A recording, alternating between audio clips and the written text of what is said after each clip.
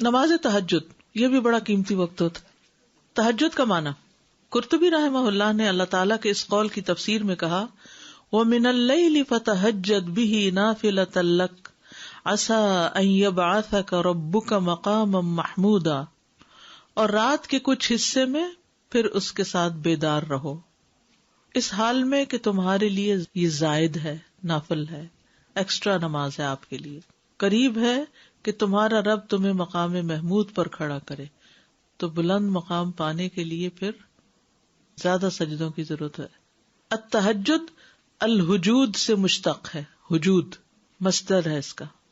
یہ ان کلمات میں سے ہے جن کے متضاد معنی ہوتے ہیں، جیسے اشترا کا معنی خریدا اور بیچا دونوں ہوتے ہیں نا.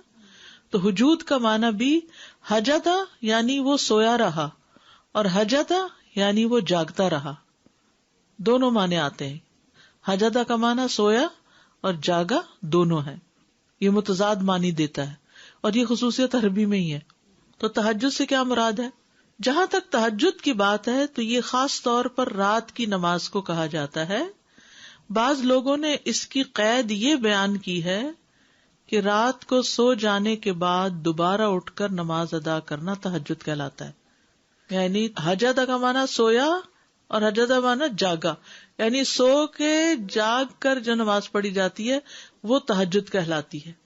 ٹھیک. قیام اللیل، اب ایک ہے قیام اللیل اور ایک ہے تہجد اور ایک ہے تراویح.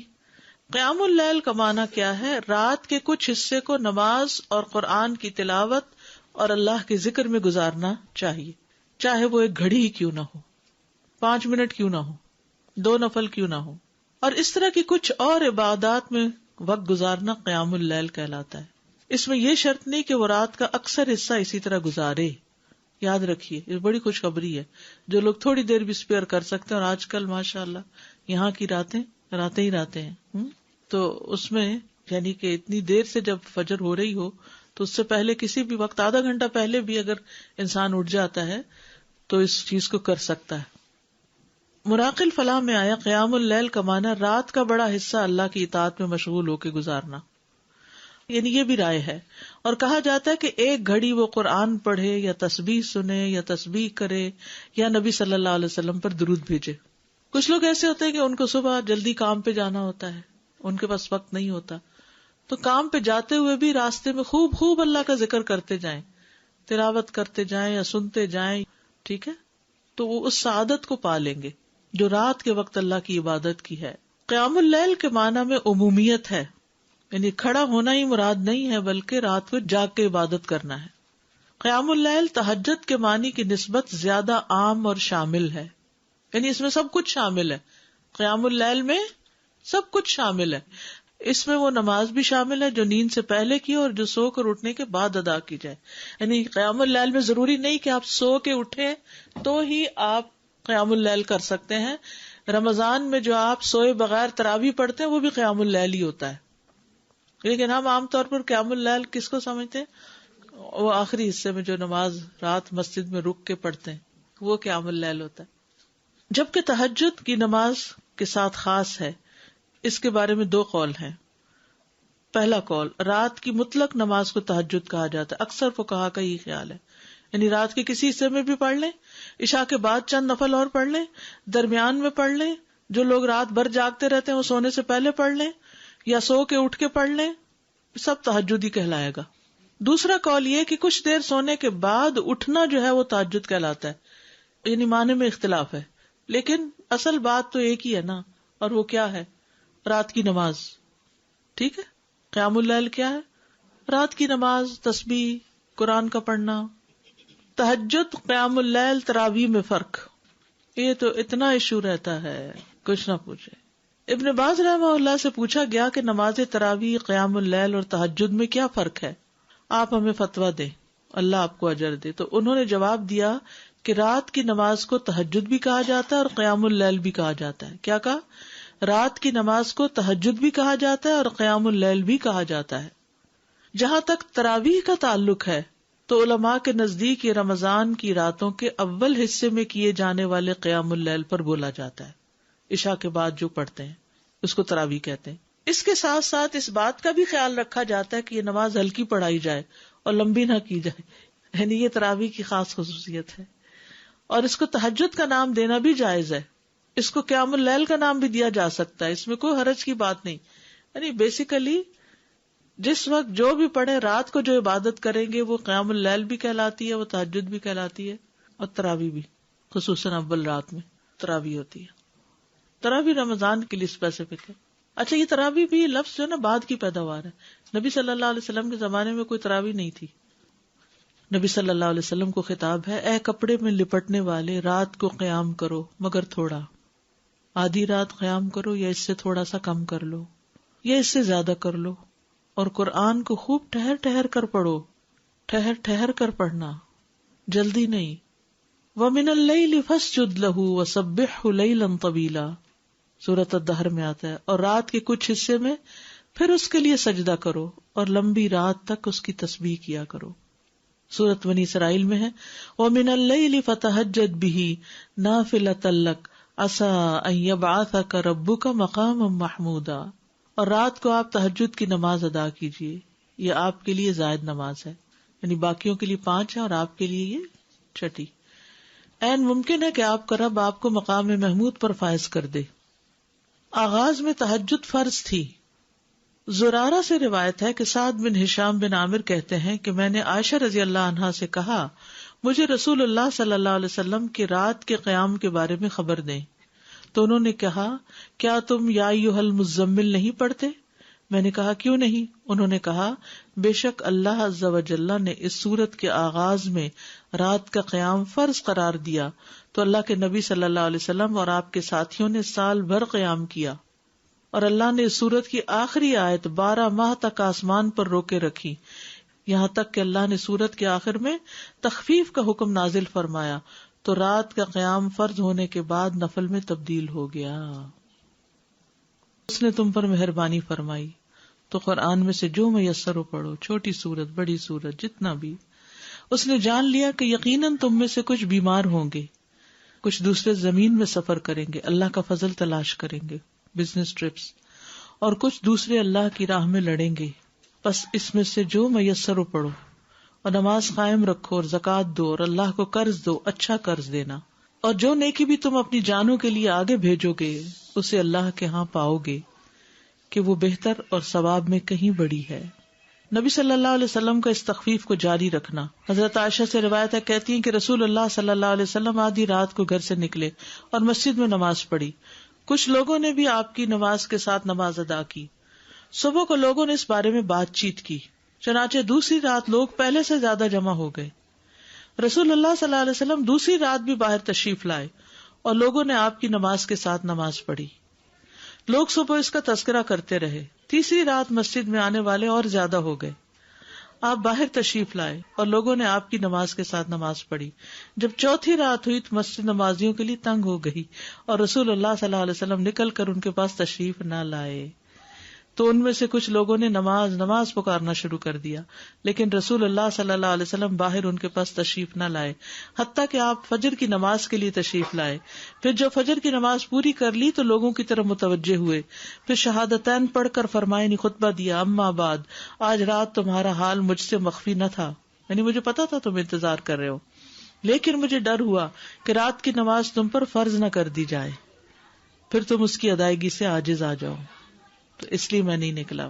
کتنا خیال تھا کہ امت مشقت میں نہ پڑے، ورنہ اس وقت کے لوگوں کی تو ہمتیں اور تھی، شوق میں وہ پڑھ لیتے اور پھر ہم سب پر بھی ایک ذمہ داری عائد ہو جاتی. کئی لوگ کہتے ہیں نا، کیا تراویح پڑھیں، ضروری ہے تراویح پڑھنا، اور یہ جماعت سے کیوں پڑھتے ہیں آپ لوگ؟ نبی صلی اللہ علیہ وسلم تو اپنے نفل اکیلے پڑھتے تھے. بھئی یہ 3 دن جو پڑھایا یہ اس وجہ سے پڑھایا تاکہ جماعت سے پڑھنے کا بھی ایک جواز ہو. ایک خاتون بہت پریشان میرے پاس آئی اور ماشاءاللہ بہت پڑھی لکھی سمجھدار خاتون، کہتی میں ساری زندگی تراویح کا اہتمام کرتی رہی ہوں، ریسنٹلی کسی نے مجھے شک میں ڈال دیا کہ جی تراویح کا تو لفظ ہی نہیں ہے قرآن و سنت میں، اور جماعت سے پڑھنے کا کہاں حکم ہے، اور اس قسم کی بہت سی باتیں.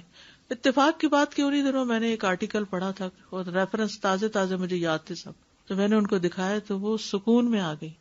کہتی ہے 3 دن سے میں مسجد ہی نہیں گئی، 3 دن سے، رمضان کا مہینہ تھا یہ 3 دن سے میں نے نماز ہی نہیں پڑھی کیونکہ کسی نے مجھے شک میں ڈال دیا یہ ہے ہی نہیں. آپ نے اس لیے نہیں مسلسل جماعت سے پڑھوائی کہ کئی لوگوں پہ فرض ہی نہ ہو جائے. یہ رمضان ہی کا موقع تھا.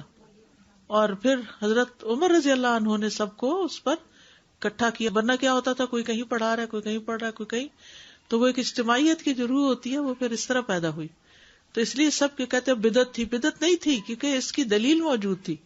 بدعت وہ ہوتی ہے کہ جس کی کوئی دلیل ہی نہیں. یہاں یہ 3 دن پڑھی ہے, یہ کم دلیل ہے. اور پھر آپ نے خود واضح بھی کیا کہ میں اس سے زیادہ اس لیے نہیں کروا رہا کہ فرض نہ ہو جائے تم پر. نبی صلی اللہ علیہ وسلم کا تہجد کا خوب اہتمام کرنا. نبی صلی اللہ علیہ وسلم نماز تہجد میں اتنا قیام فرماتے کہ آپ کے قدم یا پنڈلیوں پہ ورم آ جاتا تھا. بس جب آپ سے اس کے متعلق کچھ عرض کیا جاتا تو آپ فرماتے کیا میں اللہ کا شکر گزار بندہ نہ بنوں. یہ ہے شکرانے کے نفل, کہ آپ تہجد جو پڑھتے تھے اسی کو ہی شکرانہ قرار دیتے اور لمبا قیام کرتے. ہم جو شکرانے کے نام پہ نفل پڑھتے بھی ہیں تو وہ کیسے پڑھتے ہیں, کتنی جلدی جلدی پڑھتے ہیں. عبداللہ بن عمیر نے حضرت عائشہ سے کہا رسول اللہ صلی اللہ علیہ وسلم کا کوئی تعجب انگیز عمل جو آپ نے دیکھا وہ بیان کرے. وہ رونے لگی اور کہا آپ راتوں میں سے ایک رات کو کھڑے ہوئے اور فرمایا اے عائشہ مجھے چھوڑ دو کہ میں اپنے رب کی عبادت کر لوں. کہتی ہیں میں نے کہا اللہ کی قسم میں آپ کی قربت کو پسند کرتی ہوں, یعنی میں چاہتی ہوں آپ میرے پاس رہیں, لیکن وہ چیز بھی پسند ہے جو آپ کو خوش کر دے. کہتی ہیں آپ اٹھے, وضو کیا اور نماز کے لیے کھڑے ہو گئے. آپ مسلسل روتے رہے یہاں تک کہ آپ کی گود بھیگ گئی. پھر روئے اور روتے رہے حتیٰ کہ زمین تر ہو گئی. اتنے میں بلال رضی اللہ عنہ نماز فجر کی اطلاع دینے کے لیے آئے. جب انہوں نے آپ کو روتا ہوا پایا تو کہا اللہ کے رسول آپ اتنا کیوں رو رہے ہیں, حالانکہ اللہ نے آپ کے اگلے پچھلے گناہ معاف کر دیے ہیں. آپ نے فرمایا کیا میں اللہ کا شکر گزار بندہ نہ بنوں. آج رات مجھ پر چند آیات نازل ہوئی. اس آدمی کے لیے ہلاکت ہے جس نے ان کو پڑھا لیکن ان پہ غور و فکر نہیں کیا, اور وہ ہیں سورۃ آل عمران کی آخری آیات ان فی خلق السماوات والارض واختلاف اللیل والنہار. نبی صلی اللہ علیہ وسلم کو تہجد نہ چھوڑنا. اللہ کے نبی جب کوئی نماز پڑھتے تو آپ پسند کرتے کہ اس پر قائم رہیں, اور جب آپ صلی اللہ علیہ وسلم پر نیند یا بیماری غالب آ جاتی اور رات کا قیام نہ کر سکتے تو آپ دن میں 12 رکعتیں پڑھ لیتے.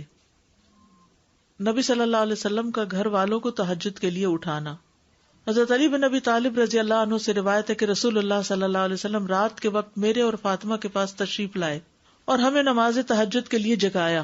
پھر آپ اپنے گھر کی طرف لوٹ گئے اور رات کافی دیر تک نماز پڑھتے رہے.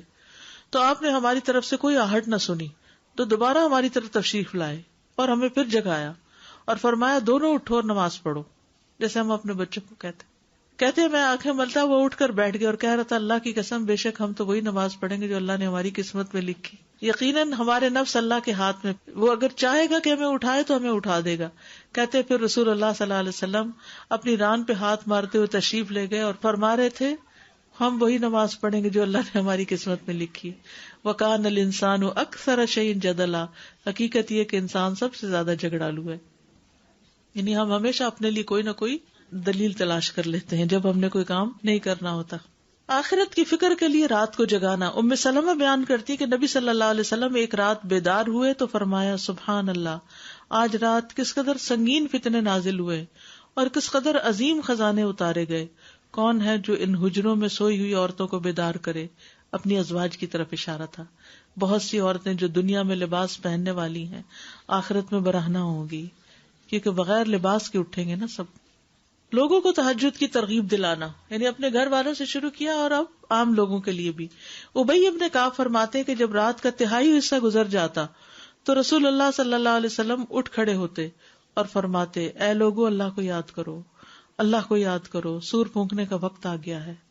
پھر اس کے بعد دوسری مرتبہ بھی پھونکا جائے گا. موت اپنے پیش آنے والے حالات کے ساتھ آ پہنچی, موت اپنے پیش آنے والے حالات کے ساتھ آ پہنچی, یعنی موت قریب ہے, تیاری کرو, یہ مطلب تھا. سلف صالحین کا نوجوانوں کو تہجد کے لیے اٹھانا. محمد بن یوسف کہتے ہیں سفیان ثوری رحمہ اللہ ہمیں رات کو قیام کرواتے اور کہتے اے نوجوانوں قیام کرو, جب تک تم جوان ہو نماز پڑھتے رہو, اگر تم آج نماز نہیں پڑھو گے تو کب پڑھو گے.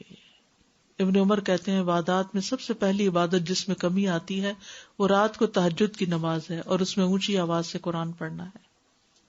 تو یہ جو نوجوانوں کو پڑھانا ہے نا, ہمارے بچے تو فرض نماز بھی مشکل پڑھتے ہیں تو تہجد کا پڑھیں گے. اللہ ماشاء اللہ کچھ بچوں کو تو اللہ تعالیٰ توفیق دیتا ہے اور وہ جوانی میں ہی پڑھنا شروع کر دیتے ہیں. ہمیں یاد ہے کہ ہمارے والد ہمیں اس بات پہ اجازت دیتے تھے کہ اپنے فرینڈز کو رات کو اکٹھا کر لیں اور رات جاگ کر نمازیں پڑھیں. تو اکیلے پڑھنا مشکل ہے، تو ان کا مقصد یہ ہوتا تھا کہ ہم مل کے، وہ اکثر بچے کہتے ہیں سلیپ اوور کے لیے جانا ہے یا فرینڈز کو بلانا ہے، تو ہم ٹوٹل نہ کر دیتے ہیں. تو اس میں یہ ہے کہ اپنے گھر پہ بلا لیں اور ان سے کہیں کہ مل کے تہجد پڑھیں، اور ٹھیک ہے کچھ اور گپ شپ بھی، لیکن آپ دیکھیے کہ پھر ہوتا کیا ہے، عام طور پر تو پھر کھیل تماشے ہی ہوتے ہیں اور کھانا پینا. جی قیام نائٹ نہ ہونے سے بہتر ہے اگر تھوڑا سا بھی 2 رکعتیں بھی پڑھ لینا، کہیں اور جا کے رات گزارنے سے تو بہتر ہے کہ مسجد میں تو ہے نا. وہ فار لائف اس کی ہیبٹ بھی بن جاتی، پھر انسان کو چھوڑنے کو دل نہیں چاہتا اس چیز کو. دین کا کام جو لوگ کرتے ہیں نا، ان کے لیے بہت ضروری ہے کہ وہ ایکسٹرا نماز پڑھیں. اگر رات کو کسی وجہ سے نہیں پڑھ سکتے تو دن میں پڑھ لیں، لیکن صرف فرض پر نہ رہیں، نوافل ضروری ہیں. سبحانک اللہم و بحمدک اشہد ان لا الہ الا انت استغفرک و اتوب الیک. السلام علیکم و رحمۃ اللہ وبرکاتہ.